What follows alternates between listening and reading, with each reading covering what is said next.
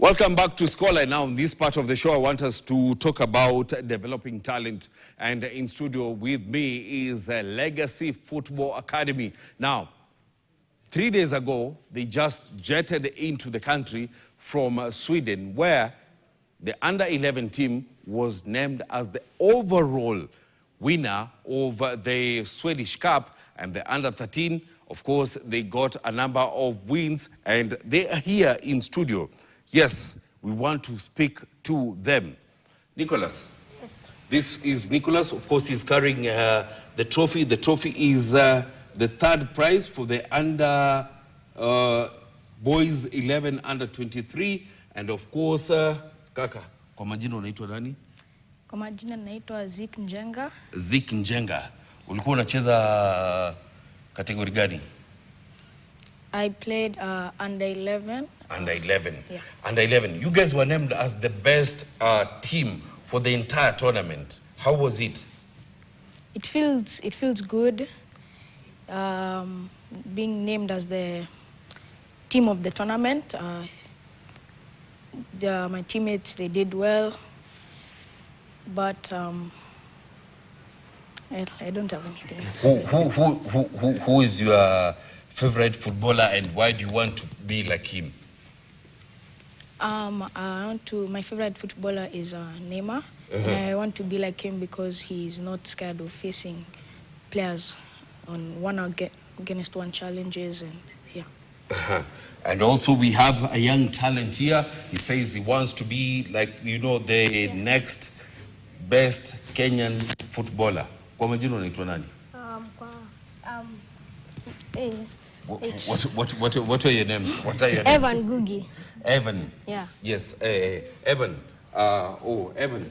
Of course, you are in Spain. No, Sweden. Sweden, rather. Yes. How was the tournament? The tournament was good. We really enjoyed playing against our opponents, and we faced tough opponents, but we still managed to beat them, and yeah. Yes, Evan, you are under 11 and you are from Kenya, and you are facing, guys that are from, quote-unquote, developed countries, and you are beating them. How did that feel? It felt good, so that we can make sure we can reach the final. Yeah.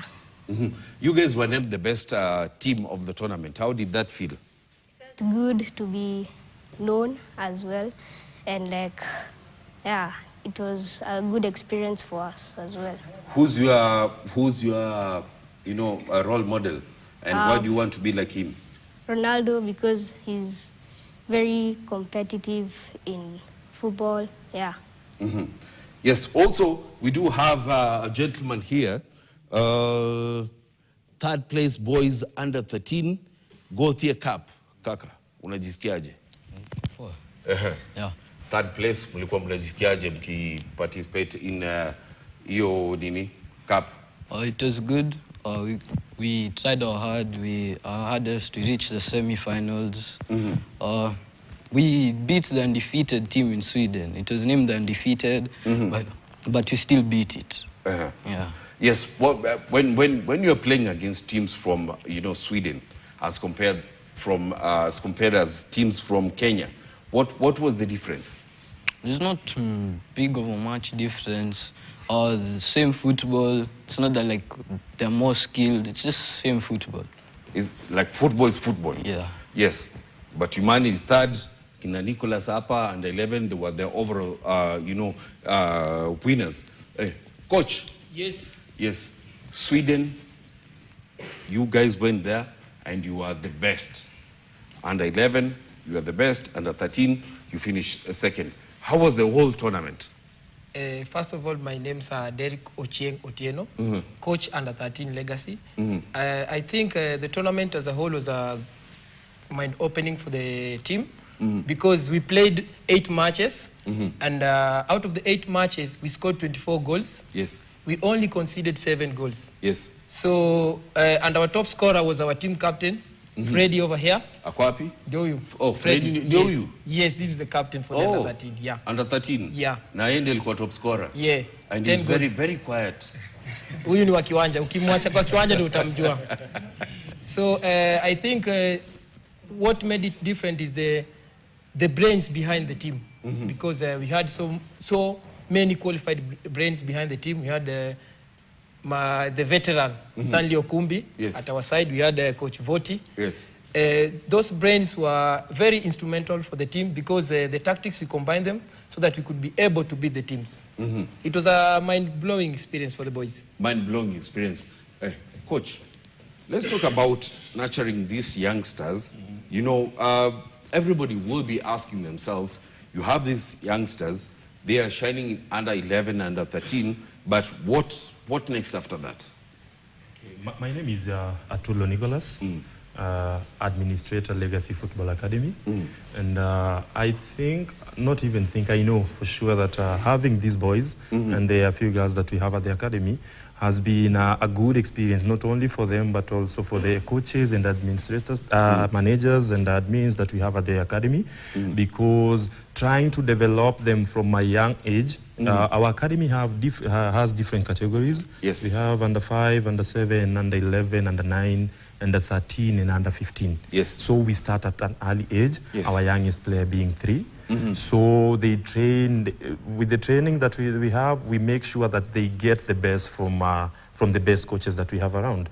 So having them go through the category level and making sure that they have the exposure, that the chances that we have for them to go to Europe and also get to compete with the other teams. It is not only Sweden teams that we are competing against. We played against France, we played against Norway and Germany, so many different teams, they were there for the tournament.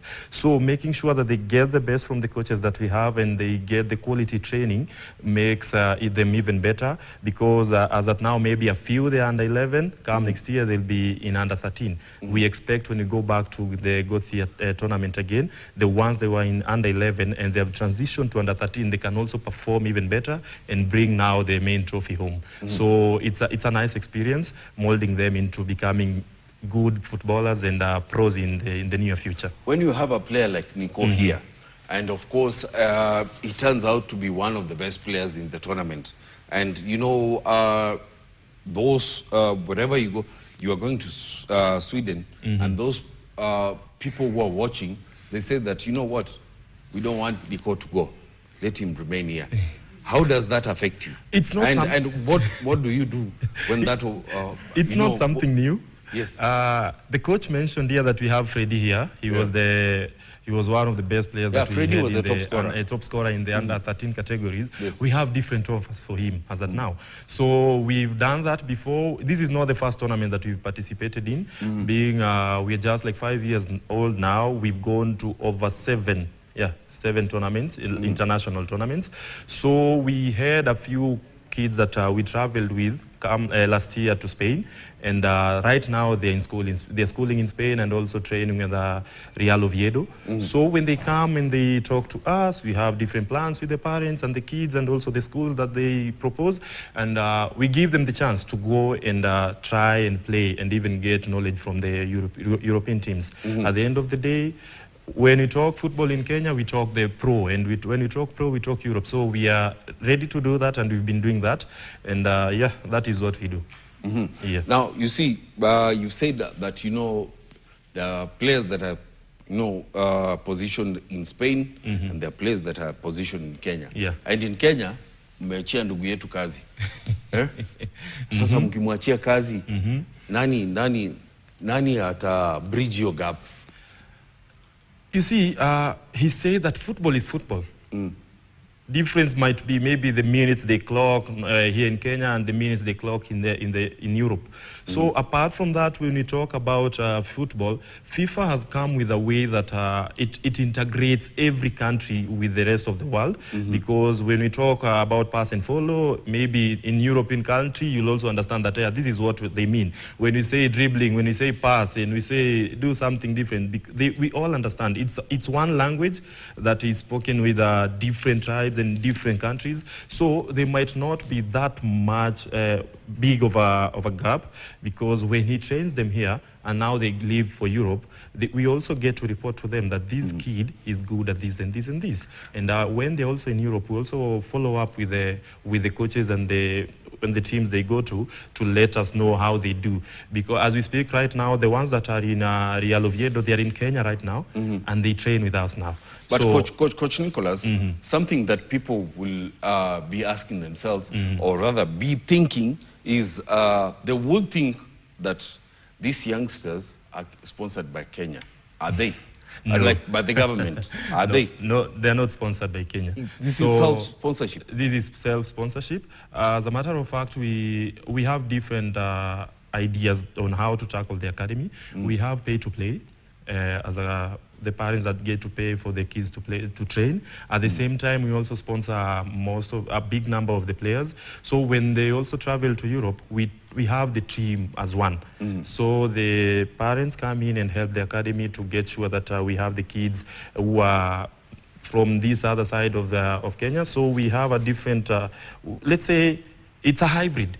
Because we get kids from Korogocho, Mathare, Dandora, Kariobangi to join the rest and Kawangware. And when they come, we are just like one team. When they wear the jersey, it's legacy. So until I let you know that this is what we do, it's just one team. So this is not government sponsored, but definitely thanks to our parents and also the academy. Yes. Coach Dio, unajua ukisema ndugu yangu hapa, yeye ndiye alikuwa top scorer kwa tournament. Ukisema huyu ndiye alikuwa top scorer, tuangalie hivi. Ukisema huyu ndiye alikuwa top scorer kwa tournament, mbona hamjamu appreciate? Appreciate in terms of? As in, kama legacy. Yes. Mnasema mmeenda Sweden. Huyu ndio top scorer kwa tournament mzima. Under 11 ndio alichaguliwa kama the best, the overall, team. But huyu kijana, kila mtu atakuwa anamwangalia akisema, ndugu yetu hapa anafaa kuwa like anapata offers za kwenda kujoin club zingine. Umepata hizo offers kama coach? Kama coach mimi naweza sema in football you don't need to rush. Yes. You take things one step at a time, because the moment sometimes in football kuna kwa tunaona gabon, there are some moves which players wana make zinarudi zina backfire. So for us we think we trade cautiously, tukicheck, tukiangalia which one is more beneficial to the academy and also to the child. Because hatuwezi jump for offers because they are just offers. So for Freddy, I think the academy has a plan with him, and in the future mtamuona tu pale, mkimuona msishtuke. So ni mazoea, mkimuona msishtuke. Unasema in the next like 2-3 years undi atakuwa top scorer wa FKF Premier League. Hii nawaambia, hata naweza sema tu hapa msishtuke, relaxini tu, vitu zinakuja. Mimi hupenda kusema dreams of brighter days. But kuna Freddy, kuna Nico, kuna huyu, kuna yule. Yes. So venye tu unaona hizi sura na kuna sura zingine hazijafika. So unaweza sema watch out. Kwa mtandao chungulia. Utaona vitu mbili tatu. Kama coach, nini imefanya legacy mko wazuri hivyo? Mimi na believe one, venye tu nilianza nikisema the brains behind the project, because one, Mr. Stanley Okumbi, the brains, ndo brains wa kila kitu. So the moment yako pale anatupatia hiyo guidance ya kumove forward, kutry kuscout the best players around areas mali tunafeel huyu mchezaji tukimold hapa, tukimleta na kina Evan na kina Zik, it will be a very complete team. I think yeye ndio ametuguide sana. Then tuko na selection ya coaches wengi. I think kushare ideas na meet on a regular basis inatusaidia sana, because the moment wanasema hapa, kuna kitu hawa wachezaji wote walikuwa wanasema hapa, you can be new in a team but not new in football. So unapata hiyo ndio kitu labda hata ilitusaidia sisi, because we are not new in football. In as much as maybe tumeenda Europe, we are not new. Ni labda tumechange team ama nini, but it's still the same. So unapata kuna watu wangependa kujua where are you based, now what are the charges of people coming to Legacy, now that people will be looking at Legacy as one of the top academies in Kenya. So I think I'm in a best position to tackle that. Yes. So we are based in Igiri to train either in KTTC, Kenya School of TVET, or Karura. Pale tu kwa njia. Yes. Or Karura Forest. So we train on Wednesdays, Fridays. Yes. Wednesday and Fridays from 5 to 6:30 p.m. Then Saturday, Sunday from 9 to 11. So hizo siku mbili hizo siku 4 wakitokea mahali tumetaja, wakikam, we are there and ready to assist. Wakikam, you are there. Yes. Of course, nilipata kijana, come. Nilipata kijana hapa, alikuwa anasema pia anataka kujoin Legacy after, of course, ameona what you've done, and he's an avid Manchester United fan. Yeah. He says he's the next Mbumo. So, for example, sir, this is a plus for us. Yes. He had to join because at least I'm sure he knows what we are doing. And apart from that, most of them, they're friends. Akirudi shule, I'm from Legacy, I train at Legacy, Yes. or maybe I saw Legacy online and stuff, so they get to reach to us, now wanna come, wanna to join. And the best thing about it, when they just come for the first day, they never leave. So, tuna advise pia wengine wako hizo wanapiga lap bado waja settle. They come try Legacy. In case it go wrong when you listen, because nothing goes wrong at Legacy.